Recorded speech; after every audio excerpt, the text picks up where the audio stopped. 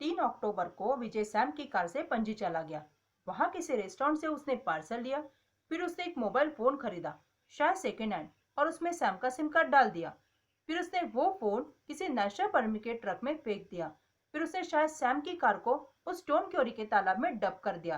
फिर वापस किसी रेस्टोरेंट गया और 4 पाव भाजी के पार्सल लिए। उसी दिन उसने 4 सिनेमा की टिकट्स भी खरीदी।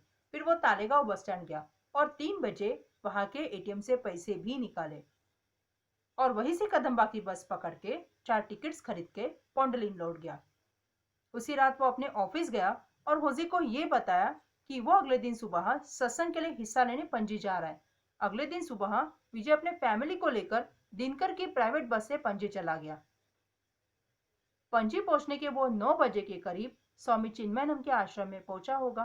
फिर शाम तक का सारा वक्त उन्होंने आश्रम में ही गुजारा। वहां विजय को प्रवचन की डीवीडी के बारे में पता चला होगा और उसने किसी दूसरे के नाम से डीवीडी बुक कर ली। फिर शाम में जब वो लॉज पहुंचे और जब शायद मैनेजर नंदिनी को रूम दिखा रहा था, तब विजय ने 2 तारीख के पेज पर अपना नाम लिख दिया और मैनेजर लौटने के बाद हैंडराइटिंग बदल के किसी जाली नाम से रूम ले लिया। फिर शाम में कहीं उन्होंने बाहर खाना खाया और अगले दिन सुबह उसी रेस्टोरेंट से खाना मंगवाया जहां से 3 तारीख के पार्सल लिए थे। लॉज से चेकआउट करने के बाद विजय उसी रेस्टोरेंट में लेके गया जहां से पाव भाजी के पार्सल लिए थे। वहां उन सब ने पाव भाजी ही खाई और बिल देते वक्त होटल के ओनर से दोस्ती कर ली। फिर शाम में कहीं वो फिल्म देखने गए और सिनेमा हॉल के प्रोजेक्शन से भी जान पहचान करा ली। फिर वो बस स्टैंड गया और एटीएम से पैसे निकालने के बहाने विजय बस से उतरा,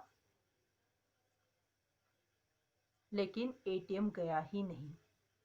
बस से लौटने के वक्त उन्होंने बस कदम्बा की बस कंडक्टर से भी जान पहचान करा ली। घर के लौटने के कुछ दिनों के बाद विजय ने अपने फैमिली के साथ बैठकर स्वामी चिन्मयानंद के आश्रम की डीवीडी देखी और 5 तारीख के सारे बिल्स को फाड़कर फेंक दिया और हमें सारे 3 तारीख के बिल दिखाए। 4-5 दिनों के बाद विजय दोबारा अपने फैमिली के साथ पणजी चला गया और उन्हीं लोगों से मिला और बातों बातों में बहुत चालाकी से उनके दिमाग में ये बात फिट कर डाली कि वो 2 अक्टूबर को सत्संग के लिए पणजी आया था और 3 अक्टूबर की शाम को वापस लौटा था और इसीलिए उनको पता ही नहीं था कि वे सब झूठे बयान दे रहे हैं। वो तो यही समझ रहे थे कि वो सच बोल रहा है।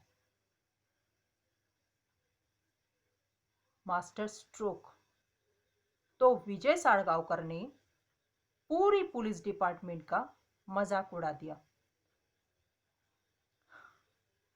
और ये सब जानने के बावजूद भी हमारे पास उसके खिलाफ कोई सबूत और गवाह नहीं है।